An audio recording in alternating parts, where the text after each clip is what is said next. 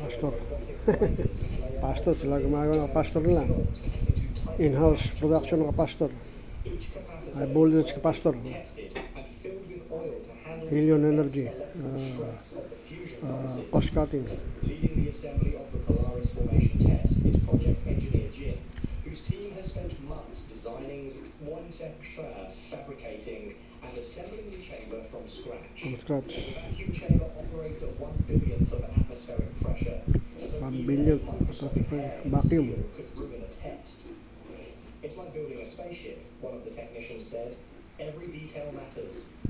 Jin describes the work as turning it on and fixing it at the same time, a process of rapid prototyping and constant improvement.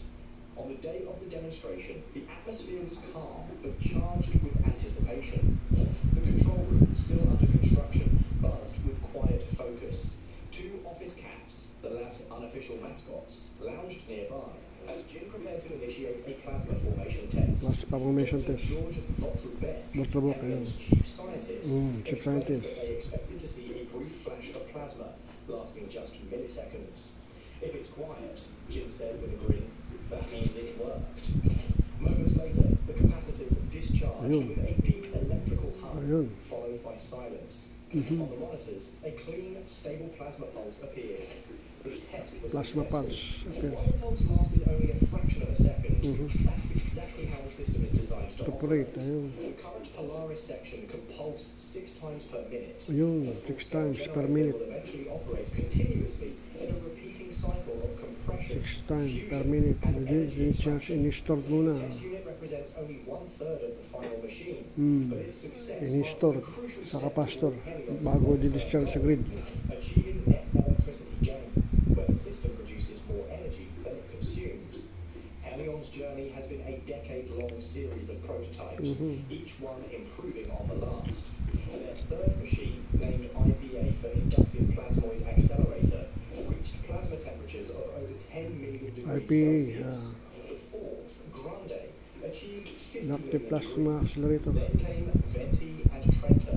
30. Engineers eventually joked that they'd run out of Starbucks Ang sizes. history. The Polaris prototype 30 is their to Polaris 7 designed not just to achieve fusion, but to reactor. generate usable electricity directly from it. What sets Helion apart isn't just its technology, it's the culture inside the facility. Everyone, from interns to lead engineers, speaks about the mission with visible Kitley, passion. David They Kitley. believe they're standing at the edge of a new energy era, one that could reshape civilization.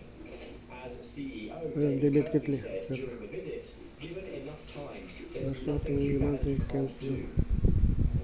The Polaris test formation may have lasted only milliseconds, but in those milliseconds lies decades of research, hundreds of thousands of components, Pulse- and the combined pulse effort fusion. of some of the brightest minds Pulsing in modern ng science. fusion process. If Helios At the same succeeds, time, ni-store sa capacitor yung energy. toward limitless Direct capture. clean power, Direct capture of electricity burning or splitting by atoms, the fusing them, interaction of magnetic field and plasma pulsing field through Faraday's magnetic induction principle. pulse brings them closer to the future, one where humanity's power plants are no longer fueled by oil, gas, or uranium, but by the same force that lights the universe itself.